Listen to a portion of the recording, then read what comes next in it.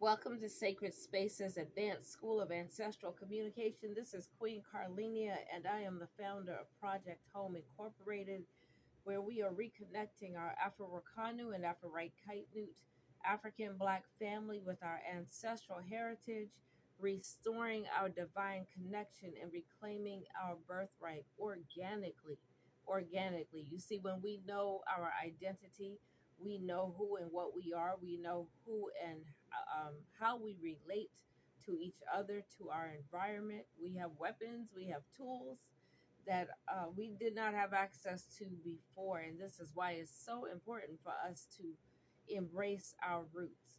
While we're under heavy assault and have been for generations, the one thing we really haven't done and haven't known how to do is to formulate a response. But those of us, even throughout slavery, who adhered to our ancestral protocol, who did not leave the gods of our mothers and our fathers, those who respected the culture. And we know we faced a very we have faced a very heavy penalty for having turned our backs, even though this was not done by the majority of us deliberately. We have been hit with a heavy penalty for operating outside of our jurisdiction. That is why we see ourselves in the condition that we are in today.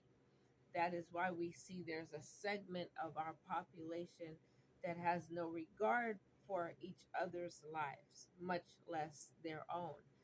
It is why we would say, oh, we're finding it difficult to come together. Now that is a story that I believe they like to keep putting out there, because there's so many examples of us working together.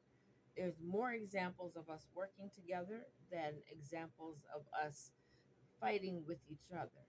There's more examples of us working together, and you can just look at how many street churches there are on street corners, because there are people in those buildings, in those facilities, that absolutely do work together. So we work together at different levels, and I'm not going to be here long. I am so literally so tired. We've been working, preparing for the Newsome World Awards in Baltimore this weekend, Friday night and Saturday. We have a men and a women's conference coming up Saturday at 10 a.m.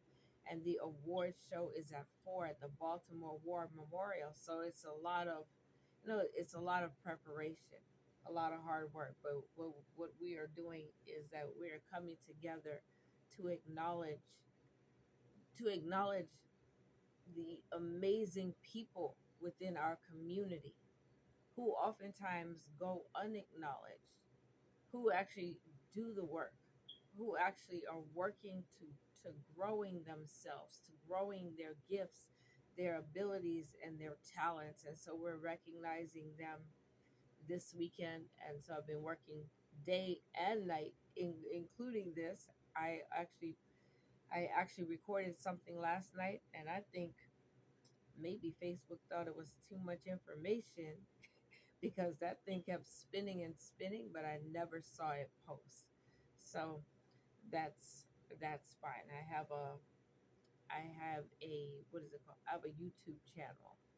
I haven't even promoted my YouTube channel, but every time I come on here, I post a video on my YouTube before I delete it, because I don't have that I don't know, someone is sending me a message, and I'm not surprised, but let me do not disturb. Okay. All right, there. Yes. So I'm, it's a lot of work, but it's rewarding work. When you're moving in alignment with your divine assignment, it is there is a space that used to be empty, a hunger that is organically, naturally filled when you're moving in alignment with your purpose. So it's coming to me right now to just share briefly that, as part of my journey, I I started out, well, I was born into a Seventh day Adventist family, but I really didn't know how to use the Bible to apply practically, to apply those teachings practically to my life. And so I went on a search, and I would describe myself as metaphysical. Like my email is the metaphysical mom. And that's how I would, in the past, describe myself. I didn't really want to, and a lot of, you will see a lot of people today who are metaphysical, our people, they don't want to deal with people who are church people, who are religious, because they know them to have closed minds. They know them to reject basic truths. They know them to stay in one spot and not really be interested in learning anything other than what they regurgitate day and night. But through my journey, I discovered that this kind of separation between us is a false separation, because each one of these religions that our people adhere to is a corruption of our own way of life. The stories in these holy books are corruptions of our stories. They are corruptions of the Abosom, the Orisha, the Vodou, the spirit forces in creation that operate only in alignment with Mother and Father God. And so I discovered that as I began to listen, I'm always telling us that we need to listen deeper. But as I began to listen, I began to see that we each have a piece to this puzzle that we are seeking to unravel, to access truth.